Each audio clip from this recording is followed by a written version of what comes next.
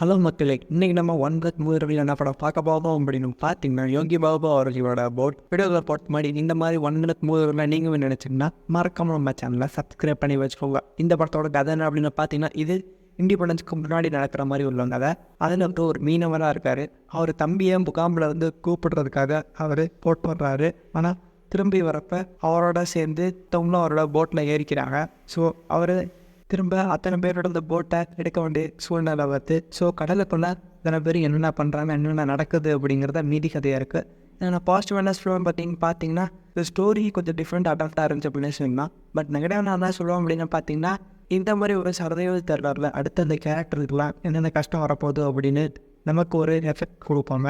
ஆனால் அது இங்கே கொஞ்சம் கம்மியாக இருக்கும் அப்படின்னு நினைக்கிறேன். ஆனால் இதுலேயுமே வெறும் கதையாக தான் நம்ம பார்க்குறோமே தவிர அதை ரியலாக கனெக்ட் பண்ணிக்க முடியல. ஸோ ஓவராலாக இந்த படமே ஒரு ஆவரேஜான படம் அப்படின்னு சொல்லுவேன். நீங்கள் வேணாத படத்தை பார்த்து என்ஜாய் பண்ணலாம். சப்போஸ் நீங்கள் இந்த படத்தை பார்த்துட்டீங்கன்னா உங்களுக்கு இந்த படம் எப்படி இருந்துச்சு அப்படிங்கிற ஒரு ரிவ்யூவை மறக்காமல் கமெண்ட் பண்ணுங்கள்.